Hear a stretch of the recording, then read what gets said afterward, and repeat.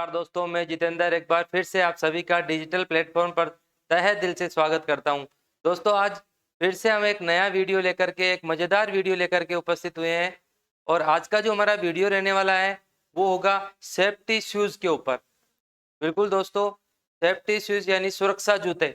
आपने ज़रूर पढ़ा होगा इसके बारे में कभी या सुना होगा। आज हम डिटेल से जानने वाले हैं कि सेफ्टी शूज़ जो है वो हमारे लिए क्यों ज़रूरी है। सेफ्टी शूज जो है उनके लिए राष्ट्रीय और अंतर्राष्ट्रीय मानक क्या है।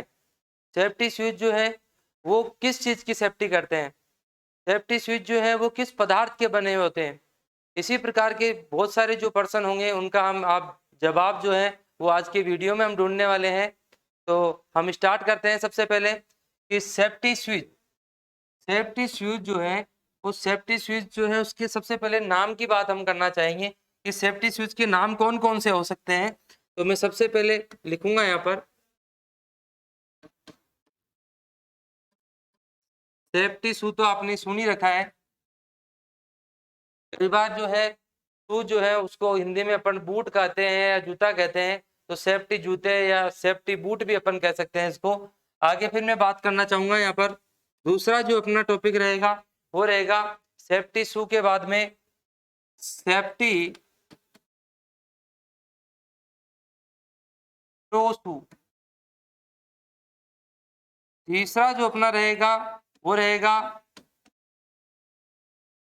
सेफ्टी टो कैप्स, क्योंकि ये वाला जो हिस्सा होता है इसको अपन टो कैप्स बोलते हैं। यानी कि एक तरह से ये अंगुलियां जो है या अपना पैर का आगे वाला जो हिस्सा है उसके लिए कैप का काम करता है और ये धातु का बना हुआ होता है। इसीलिए अपन जो इसको लिख रहे हैं सेफ्टी टो कैप्स। इसके अलावा दोस्तों इसको अपन लिख सकते हैं, आगे हम इसको स्टील कैप्स के नाम से भी अपन पढ़ते हैं। स्टील कैप्सू। तो इस प्रकार के जो नाम हैं उन नामों से हम जो है इसको रिप्रेजेंट करते रहते हैं बार बार, और यही नाम जो है अपने सामने कोई ना कोई पर्सन के अंदर आते रहते हैं। दोस्तों, मैं आगे यहाँ पर मैं बात करना चाहूंगा कि सेफ्टी शूज जो है वो जरूरी क्यों है हमारे लिए। दोस्तों, आप सबको पता होना चाहिए कि अपने पैर जो होते हैं उनमें लगभग 26 हड्डियां होती है। इसके अलावा 38 जॉइंट होते हैं, मांसपेशियां होती है, नसें होती है, ब्लड का प्रवाह जो है वो भी पैरों की ओर जो है वो अच्छा खासा होता है। और इन सब कारणों के कारण जब हमें चोट लगती है तो जाहिर सी बात है दर्द जो होता है हमें बहुत ही भयानक होता है, असहनीय दर्द होता है। और असहनीय दर्द होने की स्थिति में व्यक्ति जो है वो कार्य नहीं कर सकता है। तो इसी चीज के लिए अपन जो है यहाँ पर सेफ्टी कर रहे हैं अपने पैरों की, ताकि वर्कशॉप में आप यदि घूमोगे तो जाहिर सी बात है वर्कशॉप में बहुत सारी कीलें हो सकती है, छीलन हो सकती है, या और कोई नुकीली चीजें हो सकती है, कांच हो सकते हैं, केमिकल्स हो सकते हैं। तो इन सब से जो है वो प्रोटेक्ट करें हमारे पैर को, उसके लिए आप जो है वो सेफ्टी शूज जो है उसको पहने रखेंगे। तो इसी सेफ्टी शूज के लिए अपन आज बहुत ही बेहतरीन जानकारी हासिल कर रहे हैं। आप सबको जो है वो ज़्यादा से ज़्यादा वीडियो को शेयर करना है। इसके अलावा आपने चैनल को सब्सक्राइब नहीं किया है तो प्लीज़ सब्सक्राइब करें और नई नई रोचक जानकारियां जो है आप आगे से आगे जो है वो प्राप्त करें। आगे हम इसके अंदर पढ़ने वाले हैं।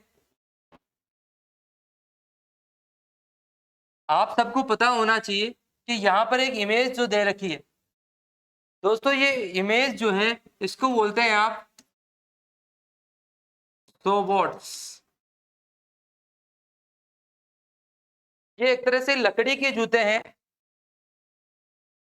लकड़ी के जूते कह सकता हूं। और इनका उद्देश्य जो है वो क्या था, ये 17वीं शताब्दी में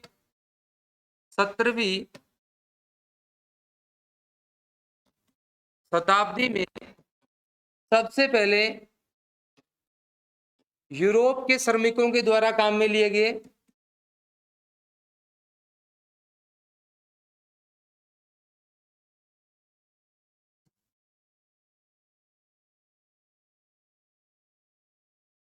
यूरोप के श्रमिकों ने सोबेट जो थे, लकड़ी के जो जूते थे, उनको काम में लिया गया।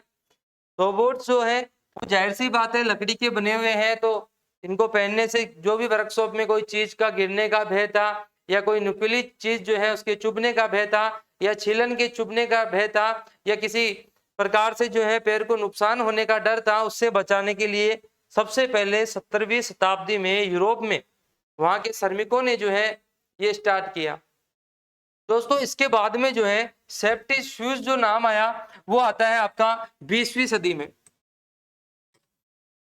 20वीं शताब्दी में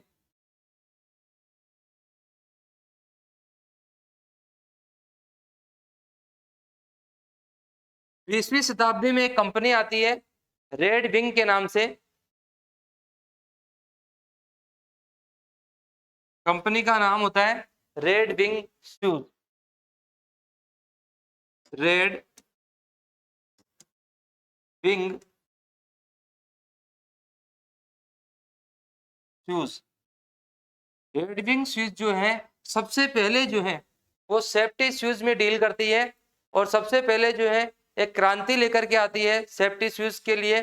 तो ये कौन सी कंपनी थी? रेड विंग शूज के नाम से कंपनी थी। और आप सबको ये भी पता हो कि 20वीं सदी के बाद में और भी पॉपुलर जो कंपनियां आई जिन्होंने शूज बनाए वो कौन सी कंपनियां थी? उनमें एक तो थी कंपनी जेसीबी। बिल्कुल दोस्तों, जेसीबी पुरानी कंपनी है। इसके अलावा एक आती है रॉकफॉल। रॉकफॉल रॉकफॉल और तीसरी जो आती है वो आती है कैटरपिलर। कैटरपिलर। ये तीन कंपनियां जो हैं वो सेफ्टी शूज जो है उनको बनाने में काम करती है। और इन तीनों कंपनियों में जो है वो पूरे औद्योगिक क्षेत्रों में या पूरे विश्व के अंदर एक सेफ्टी शूज के प्रति जागरूकता लेकर के आए, एक क्रांति लेकर के आए। उसके बाद में दोस्तों मैं बात करना चाहूंगा यहाँ पर कि सेफ्टी शूज जो है उनके मानक होते हैं। आपने जरूर देखा होगा कि कोई भी वस्तु जो बनती है उसका कोई ना कोई जो है एक मानक होता है। उसकी जो गुणवत्ता जो है उस गुणवत्ता को निर्धारित करने के लिए एक मानक निर्धारित किया जाएगा और एक कोड के द्वारा उसको पहचाना जाएगा। तो आपने देखा होगा कभी हेलमेट के पीछे भी एक मानक लिखा हुआ होता है। इसी प्रकार से यहाँ पर जो सेफ्टी शूज होंगे उनके ऊपर राष्ट्रीय मानक जो होगा वो क्या होगा? तो IS 15298 इसमें ये फर्स्ट है। इसके अलावा जैसे सेकंड भी आता है इसमें, थर्ड भी आता है इसमें और फोर्थ भी आता है दोस्तों। लेकिन फोर्थ के बाद वाला जो आएगा ना उसको अपने को यूज नहीं करना है, क्योंकि वो जो है वो अपने मापदंडों पर जो है वो खरा नहीं उतरने वाला है। ऐसे शूज को पहनने का कोई फायदा नहीं है जो हमें करंट से नहीं बचाए, किसी केमिकल से नहीं बचाए, किसी चोट से नहीं बचाए। तो इसीलिए यहाँ पर जो है अपने को फर्स्ट वाला जो है उसको पहले प्राथमिकता देनी है। यदि वो नहीं है, महंगा पड़ रहा हो तो सेकंड यूज कर सकते हैं, थर्ड यूज कर सकते हैं, लेकिन फोर्थ के बाद वाला यूज नहीं करना है।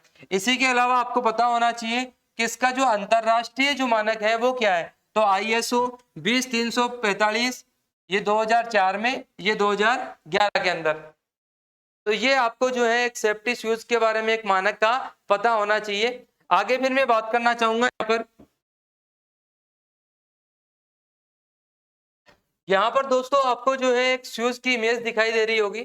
ये शूज जो है इसके अंदर आपको जगह जगह इसके पार्ट्स में बटा हुआ है ये, और इन पार्ट्स की जो है वो क्या विशेषताएं हैं, क्या विशिष्टताएं हैं, उसको यहाँ पर बताया जा रहा है।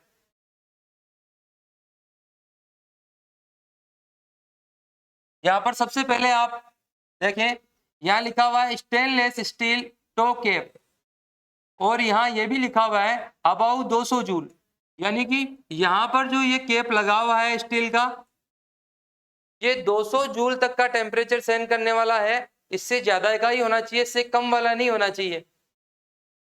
फिर यहाँ पर आपको बताया गया है कि PU डबल प्रोटेक्शन जो है वो बताया गया है। और PU का आपको अभी फुल फॉर्म मैंने बताया था कि थर्मोप्लास्टिक पॉली यूरेथेन होता है। आप सबको ध्यान रहे कि PU का फुल फॉर्म जो है यहाँ पर क्या है कि PU का मतलब होगा पॉली यूरेथेन, और ये एक तरह से प्लास्टिक जो है उसी का ही जो है एक प्रकार है, तो उसकी क्या होगी, यहाँ पर ड्वेल प्रोटेक्शन की एक लेयर बनी हुई होगी ऊपर की साइड में यहाँ पर। फिर इसके अलावा आपको जो है यहाँ पर बताया गया है कि इनसोल कंफर्ट, यानी कि अंदर की साइड में जो है वो एक गद्दीदार रहे, कंफर्ट रहे पैर को, इस प्रकार का एक सोल लगाया हुआ है। फिर यहाँ पर मैं बात करना चाहूंगा, यहाँ पर एक कट लगा करके अंदर की चीजें जो अपने को दिखाई दे रही है उनमें यहाँ मिडसोल के बारे में बताया गया है कि मिडसोल जो होगा, यानी कि मध्य में जो सोल लगे हुए हैं, यहाँ पर 2 लेयर होती है सोल की।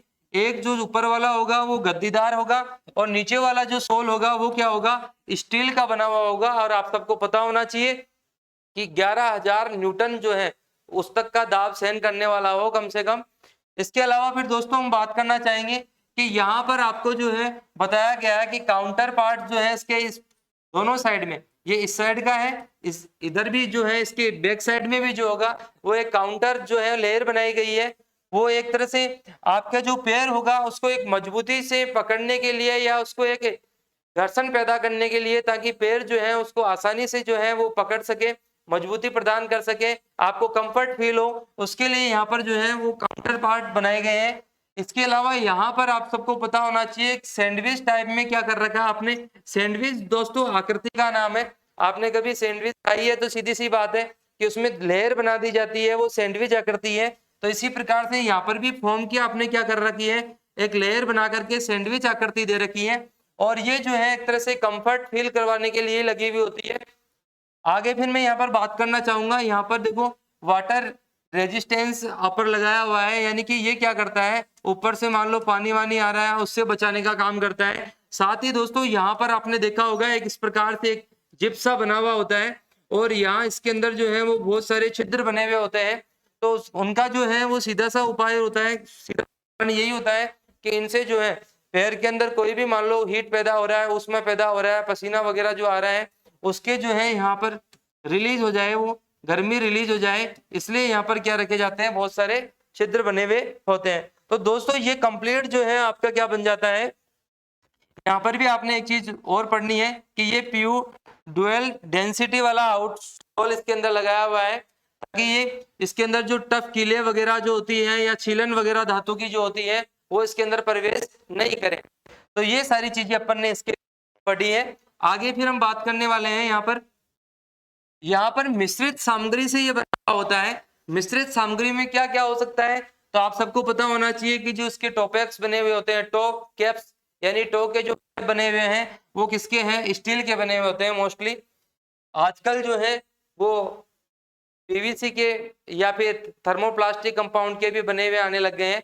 बाकी सबसे अच्छे जो होंगे वो कौन से होंगे, स्टील वाले, क्योंकि ये इनकी जो क्षमता होती है वो बहुत ही ज्यादा होती है। आगे फिर मैं बात करूंगा, जो आप सेफ्टी शूज बना रहे हो वो लेदर या रेजिन का भी इस्तेमाल करते हो। इसके अलावा आप थर्मोप्लास्टिक पॉली यूरेथीन का उपयोग करते हो, आप इसको आप शॉर्ट में टीपीयू या कई बार थर्मोप्लास्टिक नहीं लगा करके इसको पीयू भी बोल दिया जाता है, जिसका भी अभी अपन ने जिक्र भी किया है। तो जाहिर सी बात है आपको इसका फुल फॉर्म भी ध्यान रखना है कि पॉली यूरेथीन जो है वो पीयू होता है, कई बार आपको लिखा हुआ मिल जाएगा प्रश्नों के अंदर, इसको ध्यान में रखना है। आगे फिर मैं बात करना चाहूंगा यहाँ पर दोस्तों, यहाँ सुरक्षा के कौन से क्षेत्र है। आपने पढ़ा कि सेफ्टी शूज है, सेफ्टी शूज है, लेकिन ये शूज सेफ्टी करते किस चीज की है, तो सेफ्टी किस चीज की करेंगे, तो आपको पता होना चाहिए कि केमिकल इफेक्ट जो है उनसे बचाते हैं। बहुत सारी फैक्ट्रियां होती है, केमिकल बेसिस फैक्ट्रियां होती है, तो जाहिर सी बात है कई कई केमिकल ऐसे होते हैं, वो एसिड होता है तो पूरे से पैर खराब हो सकता है। तो उनसे बचाने के लिए जो है आपने क्या है, सेफ्टी शूज का उपयोग किया है। इसके अलावा संपीड़न या दाब का, कई बार हो सकता है कोई चीज छूट सकती हो और हाथ से छूट करके पैर पे कुचलने का डर रहता है, तो जाहिर सी बात है ऐसी स्थिति में जो पड़ने वाला दाब है, संपीड़न है, उससे बचाने का काम करता है।